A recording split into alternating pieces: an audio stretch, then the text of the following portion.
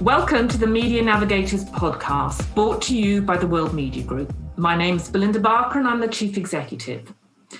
One of the objectives of the World Media Group is to promote and share best practices across the advertising and communications industry. And annually, we host the World Media Awards. And shortly, we're going to be opening the 2020 awards for entries. This is our 6th year, and they have grown year on year in terms of size and prestige. These awards are designed to celebrate the very best in cross-platform, cross-border content marketing. 2020 has been a radical year for change, driven primarily by COVID. This is true for many aspects of the business and also including the branded content. But it's only one of the factors that's been at play. This is why I'm delighted to be joined today by 2 experts in their field to discuss the impact this has had and potentially share some guidance on how to be more successful with your campaigns. After you've listened to this podcast, we'd really want to know a little bit more about how you and your business is adapting their content strategy. So you'll find a link to a short survey after this podcast. The results will form part of a global survey we're conducting, and we'd be delighted to share the results with you. So now, without further ado, I'd like to introduce you to Kelly Taylor. Kelly is the Vice President of BBC StoryWorks and is one of this year's judges for the World Media Awards. Welcome, Kelly. How are you? Very well, thank you, Belinda. And you? I'm very well, thank you. Wonderful. And I'd also like to introduce you to Duncan Morris. Now, Duncan is the co-founder and COO of DM Squared. You may not have heard of DM Squared before. It's a relatively new but fast-growing business. It's a business intelligence company specializing in branded content, using their specialist service called BC Intel. Is that right, Duncan? Anyway, right. Welcome, Duncan. How are you today? Hi, Belinda. It's good to be with you and Kelly. Well, I mean, I could totally agree. It has been an extraordinary year on many levels.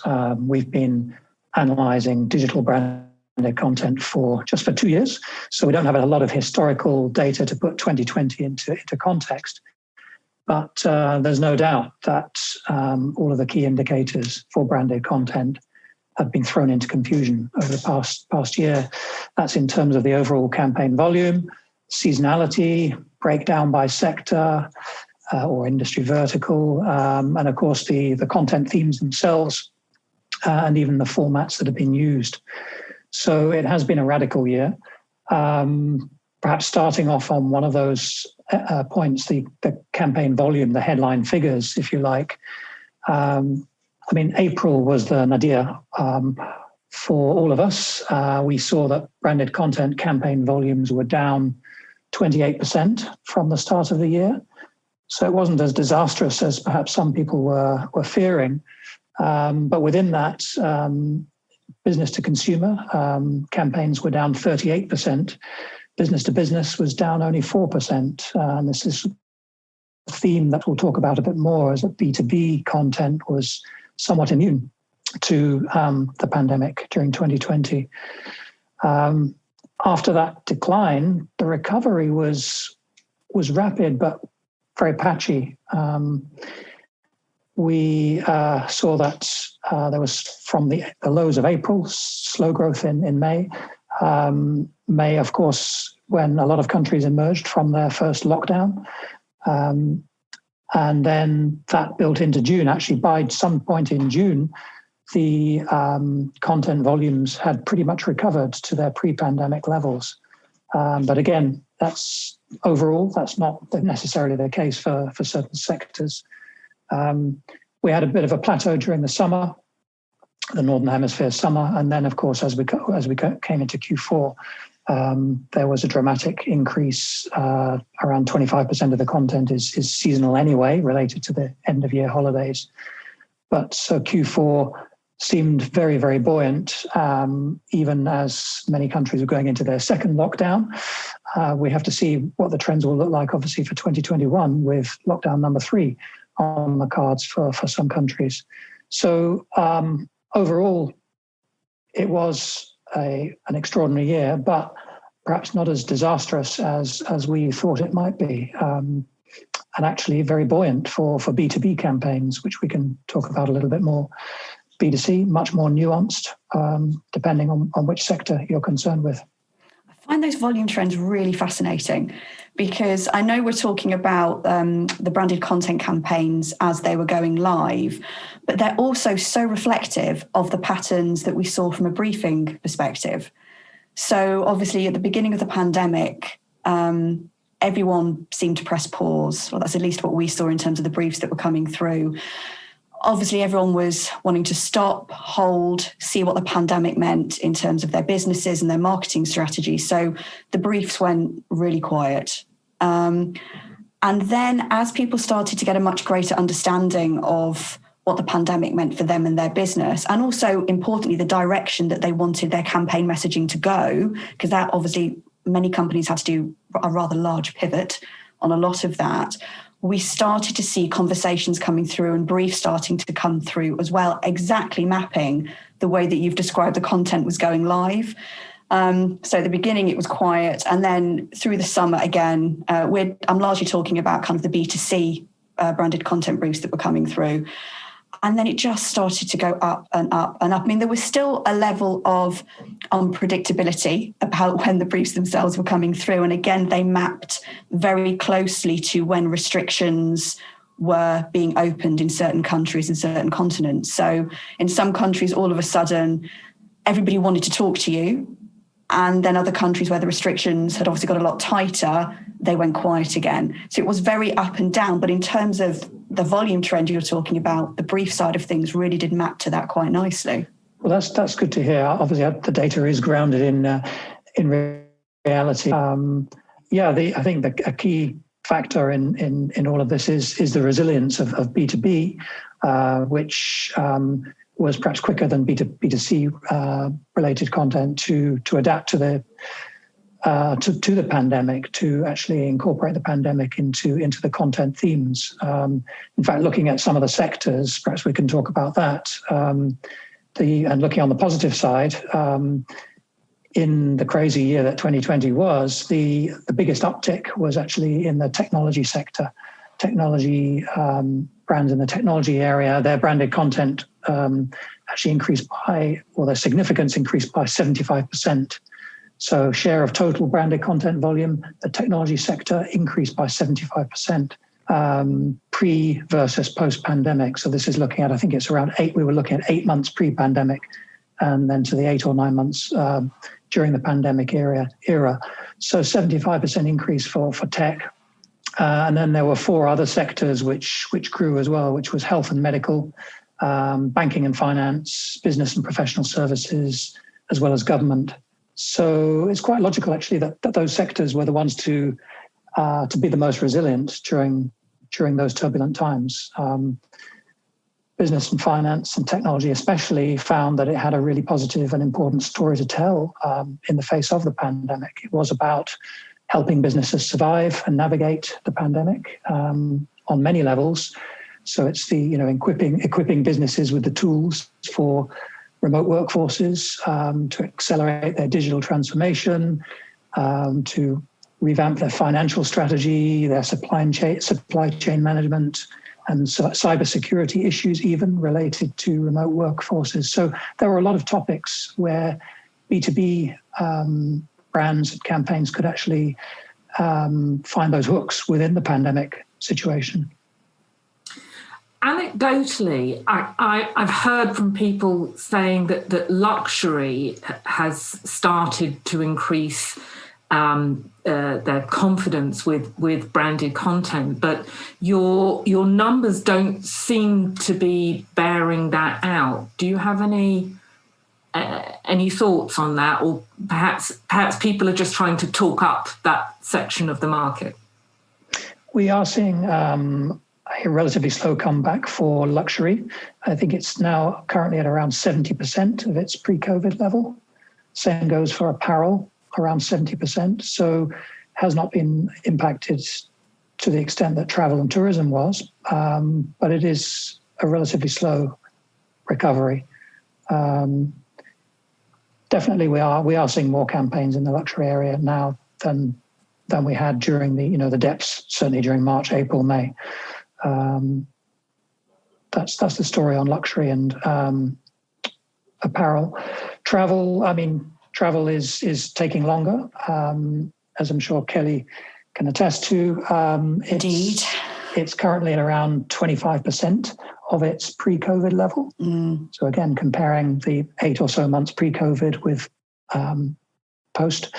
So around 25%. Although that being said, it's in recent months, October, November, and even into December, it's more like about half of its former level. So it is coming back. It's by no means a U-shaped recovery. It is much more gradual than that, but it's currently in the latest month around half of its former level. That's really, really good to hear. And it's something that we're kind of seeing very similarly, that travel and tourism is a big part of the client base that we work with. And for obvious reasons, it obviously went very, very quiet during the beginning of the pandemic, but now different countries actually are starting to open up for business. I know as we stand here, especially in the UK, in the middle of lockdown number 3, it doesn't feel like that, but other areas in the world are starting to open up. And that's what we're starting to see, that clients are now engaging us in more conversations saying, look, we want the world to know that we actually are open for business. There are certain rules and restrictions, and these are they, and this is the kind of thing that we want to kind of communicate, or they're wanting to talk to a slightly different audience. So we've got some clients who maybe had a reputation for being more of a party destination for a younger demographic. And now, because everyone is looking for a much safer way to travel, I think that might be the better way to put it, they're wanting to kind of communicate to a slightly different demographic and talk about how safe it is there, talk about more the cultural aspects that their particular destination can offer. So again, the demographic is changing and the messaging is changing, but the clear message from quite a few countries that we are speaking to in travel and tourism boards is we are open for business. And we are having quite more and more of those conversations, as you say, from about October onwards, those really started to pick up.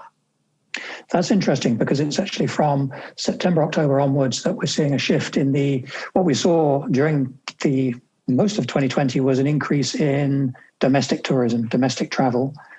So the proportion of the total sector that was domestic versus international went from around 20% up to 50% during the middle of the year. And now it's come back down again. So international is kind of resurgent, you could say. In the recent months, September, October, November, international now is up to 70% plus of the total travel and tourism campaigns that we see. So it is clearly making a comeback and having adapted the messaging, as you said.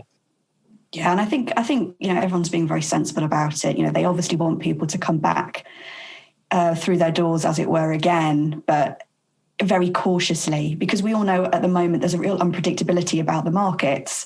1 minute, it's very safe to go somewhere, and the next minute, restrictions have got a lot tighter and you can no longer travel there, or people can no longer go there, whatever it may be. So there's a real hesitancy. So when we're talking to clients, the way in which I suppose we're being briefed is slightly changing. And it kind of goes back to what you were saying, Duncan, that people aren't coming to us in a very prescriptive manner anymore, saying, we want to tell people that this is what's happening.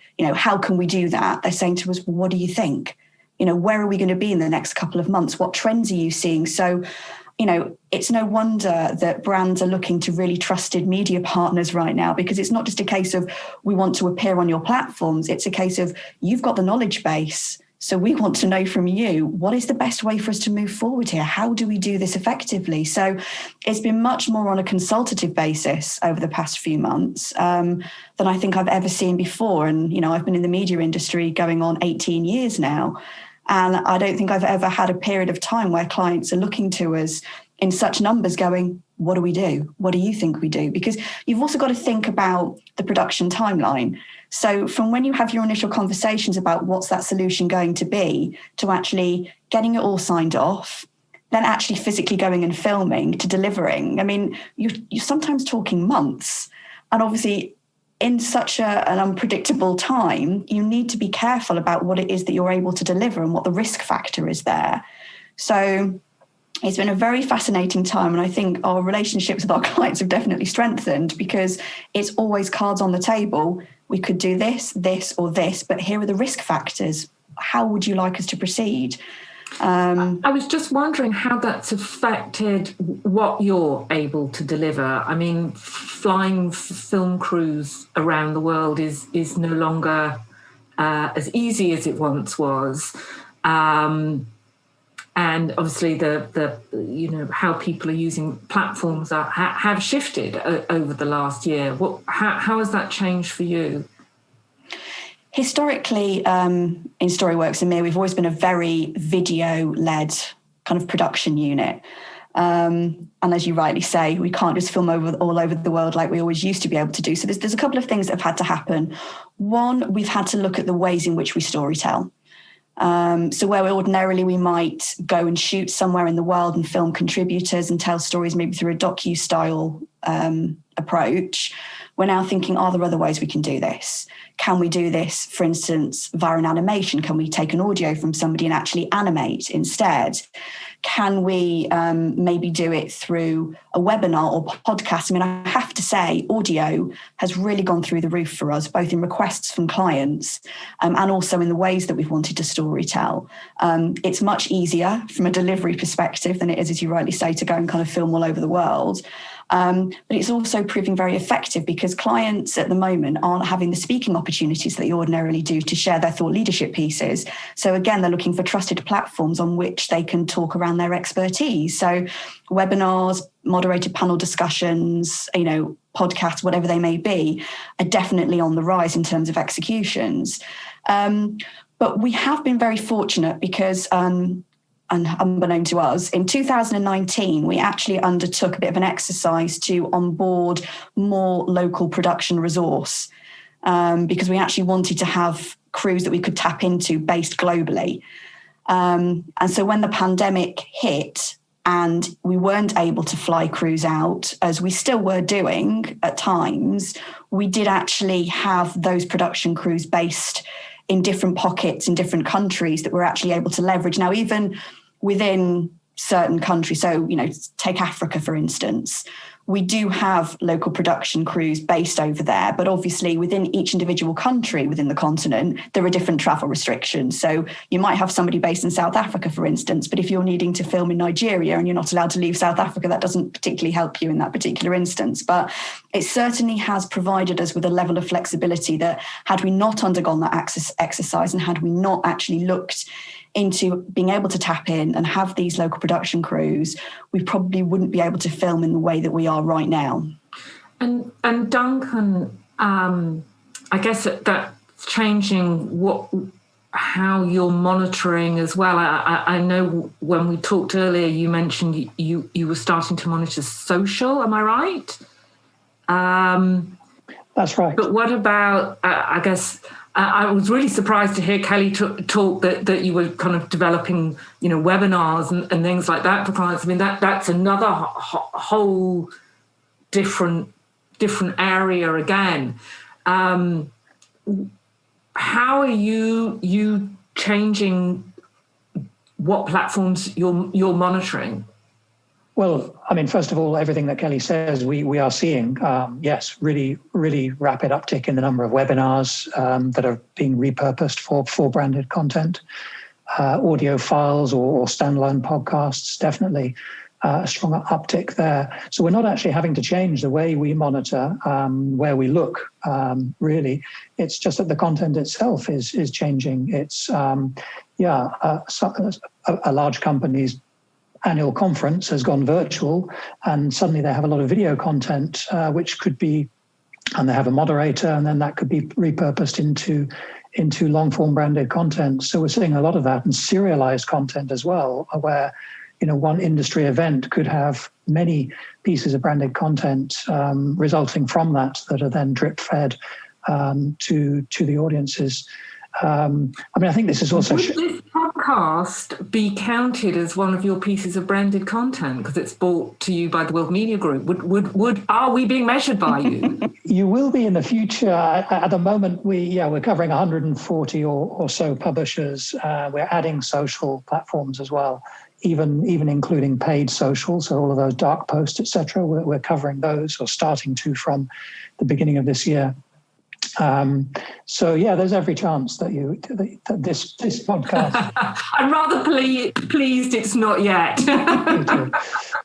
But I think everything that we've been talking about underlines the resilience of the branded content medium overall. I mean, despite the challenges, I think the industry has really risen to the occasion on two levels. One, the content itself remains relevant, highly relevant, even when so many curveballs thrown at us during the year. Branded content has managed to take all of that on board, to weave it into the narrative. Branded content really does reflect the issues of our time. And secondly, the resilience in terms of the people actually putting the content together. So yes, the studios working under really abnormal, very difficult conditions. So I congratulate you. Thank you. And do you know what? I have to say, and full credit to anyone who's kind of producing branded content at the moment. It definitely comes with its challenges, but I think by the nature of branded content, if you're in this kind of creative industry, you are naturally solution orientated. And if anyone else is like me, you kind of almost thrive on the challenge, and you try and find different ways in which you can pivot to make things happen. We've had to do things, for instance, like remote shooting, where we've actually had a director based in London, but kind of controlling the shoot from where they are in London, based over, for instance, in the Middle East. So because we haven't been able to fly them out there, but they're still the right person for the job. So there's been various, I don't know, maybe a year ago, you'd have looked at some of the things we've had to do and you've thought, there isn't going to be a way to do this. How do we do it? But you rightly say, Duncan, the resilience of the industry has just amazed me, quite frankly, because everyone is still able to make things happen, make what's seemingly impossible possible. Which, full credit to the industry for being able to do that. And for the different technologies that are coming out, that's the other thing as well. I mean, I know you spoke about generally from branded content that the tech industry has kind of really seen an increase. I think the tech that we all rely on so heavily now has also got to be commended, quite frankly, because, it's enabling us to keep going in a way that we probably wouldn't have done previously. I mean, if someone would have told me that we're potentially going to be shooting a branded content webinar, but the only way we could do it was remotely via Zoom, I would have been amazed at that. But this is the norm now. This is kind of what we're having to rely on. And I think people's expectations are changing too. If you'd have done that a year ago, people might have thought that was a little bit weird. But now it's like, no, that's just how things have got to get done. So there's a real pragmatism as well as resilience, I think, due to all of this. Kelly, can I throw you a slight curveball, which is potentially a little unfair? But at the beginning, I did say that you might share some top tips. And as we're about to open the awards, and it's still any work that appears between now and March will still be eligible. So, okay, the timelines probably mean you shouldn't be briefing now for something to run before the end of March. But have you got any top tips for advertisers who either have never done branded content before, or perhaps have pulled back recently about how to be the most effective? For me, branded content is about beautiful storytelling. Everything should have a story to it. It's also your product, offering, brand should be secondary in the narrative, not primary in the narrative. If you are too overtly featured, if you are too overtly spoken about, then for me, it's an advert. It's a straightforward commercial. Branded content is it's about telling the story of your brand through the filter of the partner that you're with from a media owner perspective. If you're going to a trusted media partner, it's about saying, this is the messaging we want to tell. How is that going to land best with your audience? Tell us how that's going to work for us. And it's not about saying, we want to put our brand everywhere, all over this content, because, audiences are clever. Audiences want to be told a story, but they don't want to be shouted at. They want to be part of the story that you're telling. So my biggest thing is, please, please, please do not, as a brand, plaster your content with yourself and shout about yourself. Allow the production partners, the media owners that you're working with, the chance to be able to craft a beautiful story with you, weaving in your messaging, because that will land so much better with the audiences. That's great. Thank you, Kelly. And Duncan, I understand you can you can benchmark campaigns. Is there anything that really stands out for you, which campaigns tend to do well and beat the benchmark? Are there any tips you can share? Well, we're just starting in terms of campaign measurement, performance measurement, but based on all of our other analytics, there are some key points, and one of them is very relevant to what Kelly was just talking about, the branding level. We look at 10 different branding metrics, and it totally bears out Kelly's points. If you look at brand focus, so the degree to which the branded content piece is talking about the brand, in 73% of cases, that brand focus is pretty minimal, very light. So it's not shouting about the brand. In 27% of cases, there's a strong brand focus. The rest of the time, it's partial or weak. So the linkage is in the story alignment. So in 81% of cases, we see that the alignment between the content, what the content topics and the brand domain, that's strong.